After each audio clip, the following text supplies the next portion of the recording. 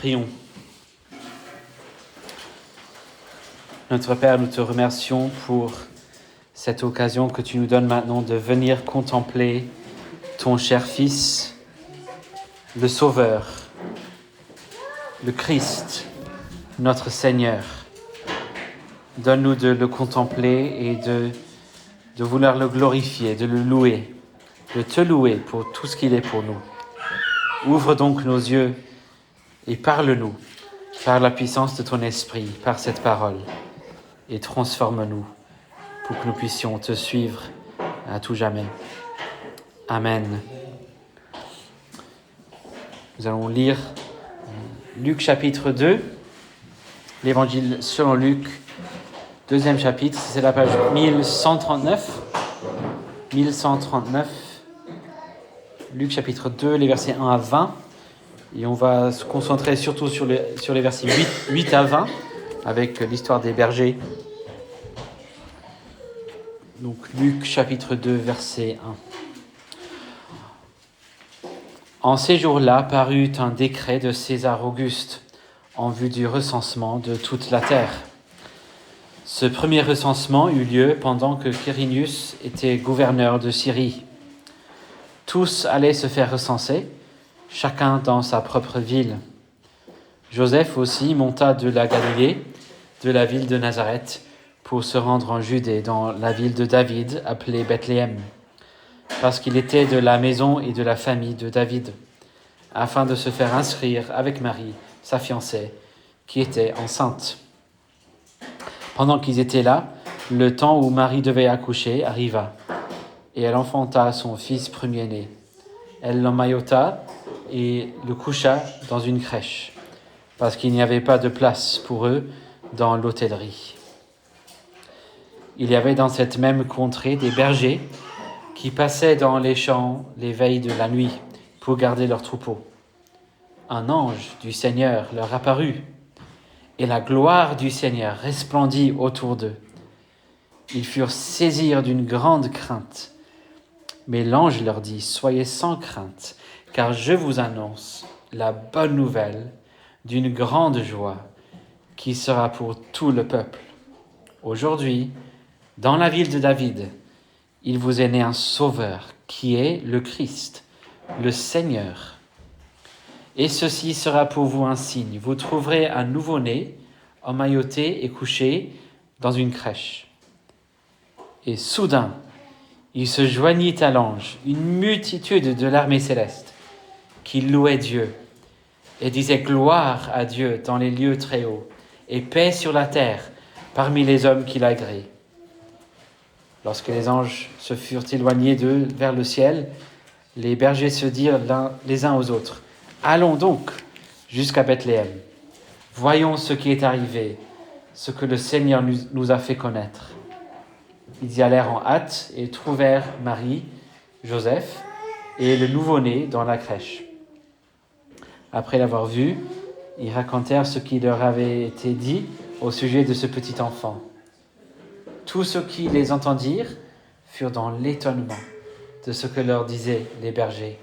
Marie conservait toutes ces choses et les repassait dans son cœur. Et les bergers s'en retournèrent en glorifiant et louant Dieu pour tout ce qu'ils avaient entendu et vu, conformément à ce qui leur avait été dit. L'herbe sèche, la fleur se fane, mais la parole de notre Dieu subsiste éternellement. Quelle devrait être la taille d'une vie humaine ? Ça vous paraît peut-être bizarre comme question, mais j'espère que nous pourrons découvrir ensemble que c'est une question incroyablement importante. Quelle est la taille normale d'une vie humaine ? Chaque être humain, à un moment ou un autre, va constater, ressentir un décalage entre la taille de sa vie et ce que ça devrait être. Et c'est un décalage qui perturbe. Il y a une quinzaine d'années, le philosophe André Consponville a écrit un article où il a raconté une expérience qu'il a eue quand il était jeune homme. Le titre, en écoutant Beethoven, a-t-il écrit « J'ai eu honte ». Un jour, quand il avait 22 ou 23 ans, il est allé rendre visite à sa mère pour déjeuner. Il s'installe, il met un disque, l'Empereur, le 5e concerto de piano de Beethoven. Et voici ce qu'il raconte, je cite.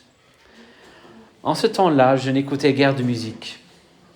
La politique occupait l'essentiel de mon temps. Le sexe, l'amitié et la philosophie se partageaient le reste. C'était des années de frivolité passionnée ou de passion superficielle. L'important était toujours collectif, la solitude toujours suspecte, la vérité était toujours en surface, la profondeur toujours illusoire ou ridicule. Il était interdit d'interdire et de se prendre au sérieux. Nous sommes superficiels par profondeur, me disait un ami, citant Nietzsche. Cela me semblait la seule profondeur acceptable ou crédible. C'était les grandes années du structuralisme. L'homme était mort, la philosophie aussi. Nous ne voyions d'autre tâche que de les enterrer brillamment. Puis, soudain, ce disque. Un accord somptueux, majestueux, héroïque, comme jaillissant de l'orchestre entier. Le piano qui s'en dégage, qui monte très vite vers les aigus, incroyablement véloce, virtuose, solitaire, à la fois fragile et sûr de lui, comme une leçon déjà de courage. Ce chant qui se cherche, qui se trouve, que l'orchestre d'abord interrompt, nouvel accord, puis accompagne, puis soutient, puis emporte. Je connaissais bien cette œuvre. Ma mère, durant mon enfance, me l'avait fait souvent écouter. C'est ce qui explique qu'elle m'est parue à ce point évidente. Mais je me souviens de l'émotion que je ressentis, des sentiments très mêlés qui s'emparèrent de moi. Du plaisir, bien sûr, de l'admiration, une forme de joie bizarrement familière et neuve, mais aussi autre chose de plus amer, de plus troublant, de plus douloureux. La honte. La honte d'avoir vécu si loin de cette grandeur-là, depuis si longtemps, de l'avoir oublié, de l'avoir trahi. C'était comme si l'enfant que j'avais été jugeait soudain l'homme que j'étais en train de devenir. Comme si Beethoven me renvoyait à ma petitesse, à ma médiocrité, à ma vanité déjà consommée, déjà condamnée d'intellectuel ou de futur intellectuel parisien. Oui, je jure, j'ai eu honte, vraiment honte. Fin de citation. Quelle devrait être la taille d'une vie humaine? Comme j'ai dit, il arrive des moments pour tous où on ressent une sorte de décalage entre la taille de notre vie et ce qu'elle devrait être. Même ceux qui recherchent constamment la grandeur et la gloire le ressentent. On peut lire souvent les histoires de champions olympiques qui se font des crises de dépression quelque temps après qu'on lui a mis la médaille d'or autour du cou. Une médaille d'or, c'est merveilleux, mais ça finit par être trop petite. Et puis même 2, 3, 4 médailles d'or, c'est trop petit. Et si l'on essayait l'argent? Le premier à devenir milliardaire aux États-Unis, il s'appelait John Rockefeller. Il vivait à la fin du 19e et début du 20e. Si vous avez jamais visité ou vu des images de New York, vous aurez sûrement vu le Rockefeller Center, un ensemble de bâtiments très impressionnants au centre de New York, dont l'un des gratte-ciels les plus importants de la ville. Alors c'est lui qui a développé tout ça. Et on lui a demandé un jour, à partir de quel montant a-t-on assez d'argent? Et sa réponse notoire, juste un peu plus. Tout le monde, même des milliardaires, même ceux qui écoutent Beethoven tout le temps, même des champions, tous font face, au moins de temps en temps, à ce décalage entre ce que nous sommes et ce que nous devrions être. Dans une telle situation, pour chercher à régler nous-mêmes, on a 2 options.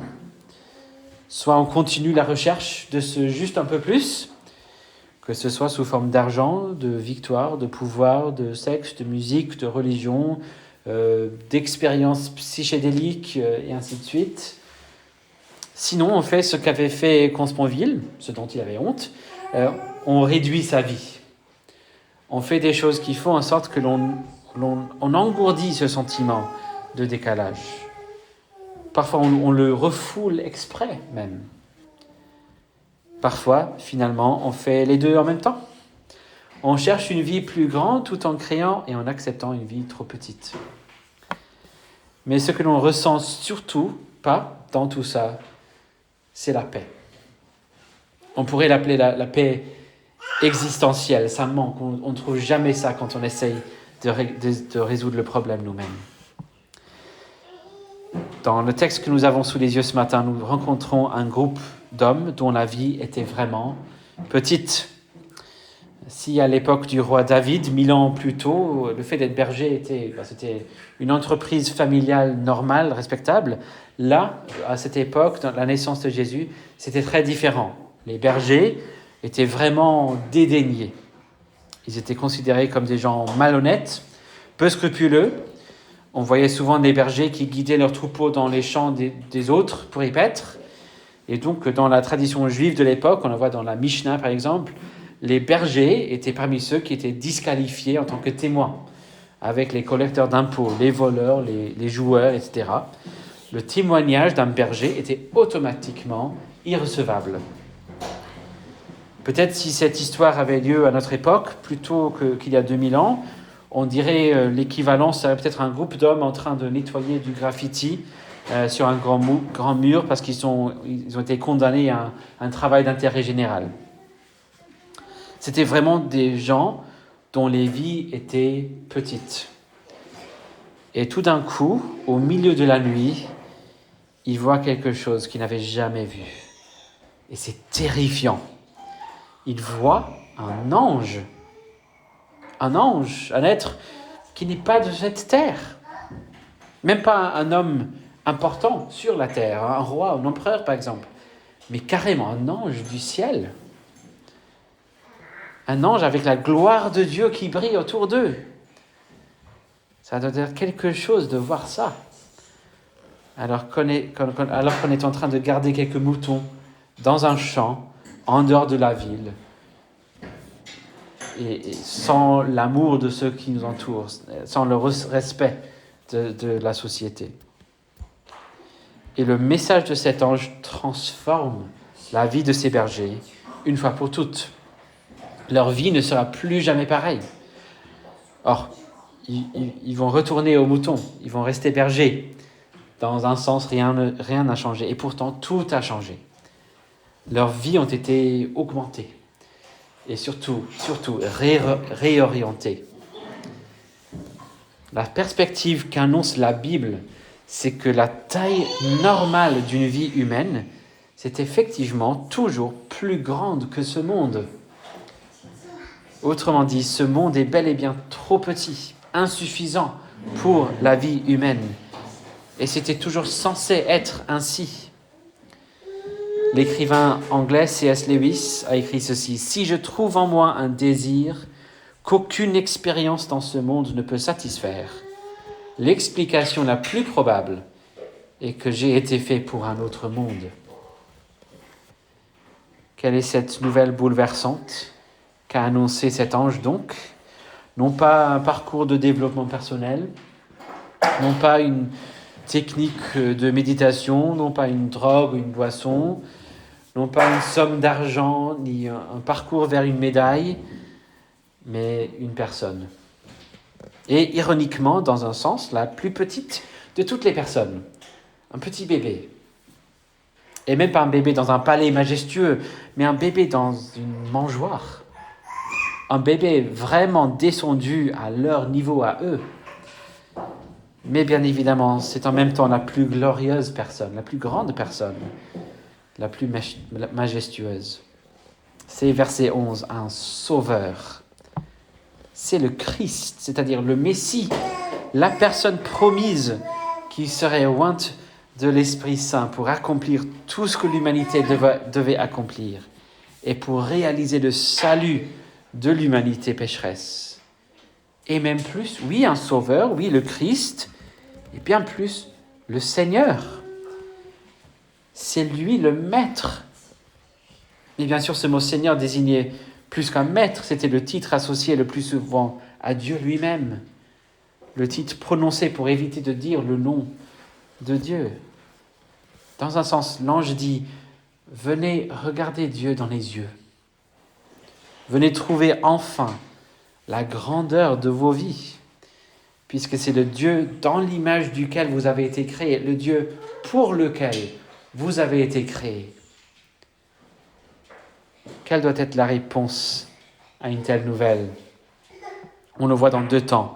D'abord avec les anges, et puis avec les bergers. D'abord, on voit les anges au verset 3, suite à une annonce si merveilleuse, une multitude d'anges, une multitude de l'armée céleste apparaît et chante. Une glorieuse chorale qui chante gloire à Dieu dans les lieux très hauts, et paix sur la terre parmi les hommes qui l'agréent. On a beaucoup parlé de paix ces dernières quelques semaines. Dans cette série, on a pris cette expression paix sur la terre, un peu comme notre thème pour l'Avent cette année. Mais j'espère que dans les 3 messages, comme ici, ce qui devient clair, c'est que si l'on veut trouver la paix, une véritable paix profonde, c'est ici que l'on doit démarrer. Gloire à Dieu dans les lieux très hauts. C'est notre Dieu glorieux qui est au centre de tout. Toutes choses sont de lui, par lui et pour lui. Les anges pointent vers la bonne direction. Gloire à Dieu. Et grâce à tout tout ce qui se passe, cet être glorieux, tout ce qu'il est en train de faire, tout ce qu'il a fait, paix sur la terre. Paix entre les hommes, comme on a vu il y a quelques semaines.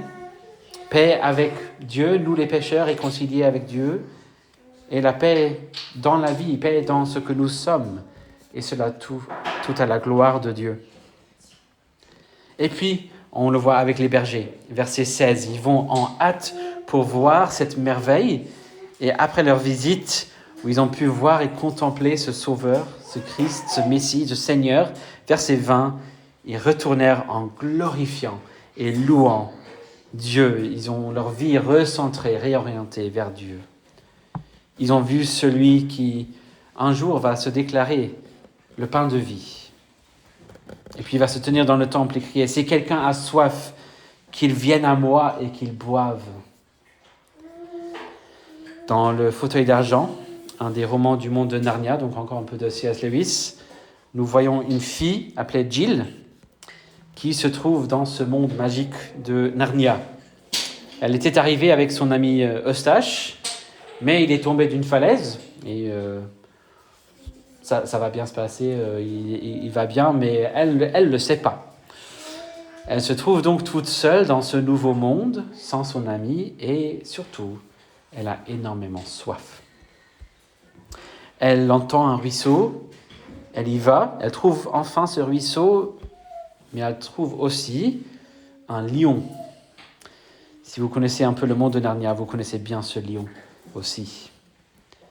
« Tu peux boire si tu as soif, » dit le lion. C'était les premiers mots qu'elle entendait depuis qu'Eustache lui avait parlé au bord de la falaise. Pendant un instant, elle regarda de tous côtés en se demandant qui avait parlé. Puis la voix reprit « Viens boire si tu as soif. » Et bien sûr, elle se souvint de ce qu'Eustache lui avait dit au sujet d'animaux qui, dans cet autre univers, étaient doués de paroles. Et elle se rendit compte que c'était le lion qui parlait. D'ailleurs, cette fois, elle avait vu bouger ses lèvres, et la voix n'était pas comme celle d'un homme, plus profonde, plus sauvage et plus forte, une voix lourde, dorée. Elle n'en fut pas moins effrayée pour autant, mais d'une façon assez différente. « Tu n'as pas soif ?» lui demanda le lion. « Je meurs de soif, » répondit Jill. « Alors bois ? Pourrais-je ? Est-ce que cela ne vous ennuierait pas de vous éloigner un peu pendant que je bois. Le lion ne répondit que par un regard, accompagné d'un grognement très grave. Et en contemplant sa masse immobile, Jill se dit qu'elle aurait pu aussi bien demander à la montagne tout entière de se pousser pour lui faire plaisir. Le délicieux clapotis du ruisseau la rendait presque folle. « Est-ce que vous promettez de ne rien faire si je viens pour de bon ?» demanda Jill. « Je ne fais pas de promesses, » dit le lion. La fillette avait maintenant tellement soif que sans y prendre garde, elle s'était rapprochée d'un pas. « Est-ce que vous mangez les petites filles ? J'ai dévoré des petites filles, des petits garçons, des femmes et des hommes, des rois et des empereurs, des villes et des royaumes, dit-il. Pas comme s'il s'en vantait, ni comme s'il le regrettait, ni comme s'il était en colère. C'était une constatation, tout simplement. « Je n'ose pas venir boire, dit Jill. Alors tu vas mourir de soif. »« Aïe !» s'exclama Jill en se rapprochant encore d'un pas. « Bon, eh bien, je crois que je devrais essayer de trouver un autre ruisseau. »« Il n'y a pas d'autre ruisseau. » Jill ne fut jamais tentée de mettre en doute la parole du lion. Jamais aucun de ceux qui avaient pu voir la gravité de son visage n'avait douté de lui. Et tout d'un coup, elle se décida sans y penser. C'était la chose la plus difficile qu'elle eût jamais eu à faire, mais elle avança jusqu'au ruisseau, s'agenouilla et commença à prendre de l'eau dans le creux de sa main. C'était l'eau la plus froide, la plus rafraîchissante qu'elle eût jamais bu. On n'avait pas besoin d'en boire beaucoup, car elle étanchait la soif d'un seul coup. Aujourd'hui, dans la ville de David, il vous est né un sauveur, qui est le Christ, le Seigneur. Gloire à Dieu dans les lieux très hauts et paix sur la terre parmi les hommes qu'il agrée. Avez-vous soif ? Ressentez-vous ce décalage entre ce que vous êtes et ce que vous devrez être ? C'est auprès de Jésus que nous nous rendons compte du grand privilège que c'est d'être créé à l'image de Dieu, créé pour connaître Dieu. Et de plus, d'avoir un sauveur qui veut venir nous sauver après qu'on a rejeté notre Créateur, qu'on a préféré des choses bien plus petites, bien moins satisfaisantes. Le Christ, le Seigneur, est venu nous sauver. N'oublions pas, bien sûr, que s'il nous propose de venir boire, c'est parce que c'est sa vie à lui qui a été livrée, versée pour nous. Il vient pour nous donner sa vie à lui. Il cède sa vie sur la croix. Et puis il reçoit la vie éternelle par l'Esprit lors de sa résurrection. Et il nous donne cette nouvelle vie de l'Esprit dont il regorge maintenant au ciel, là où les anges continuent toujours à le chanter et le louer. Venons donc recentrer nos vies sur Jésus et la gloire de Dieu. Détournons-nous de toutes ces choses dont on a essayé de remplir nos vies. Arrêtons de chercher la paix ailleurs que Jésus. Et qu'il soit glorifié dans nos vies aujourd'hui et pour toujours, et que nous connaissons la paix profonde qu'il veut nous accorder en Jésus. Amen. Prions.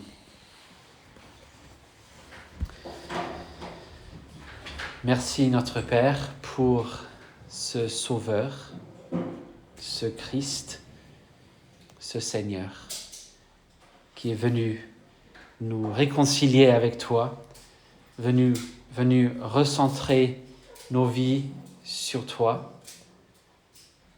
venu pour nous donner la vie éternelle pour laquelle tu nous as créés. Donne-nous de reconnaître les choses qu'on a mis en première place, les choses qu'on a prioritisées avant toi, les choses qui rendent plus petites nos vies à tous. Donne-nous de nous en repentir, de nous détourner de ces idoles pour trouver la vraie satisfaction, la vraie paix en toi. Donne-nous de nous rendre compte que ce monde ne suffira jamais. Nous avons besoin de toi parce que tu nous as créés pour toi-même. Et nos cœurs n'ont pas de paix jusqu'à ce qu'ils trouvent cette paix en toi. Donne-nous de te glorifier ainsi. Au nom de Jésus-Christ. Amen.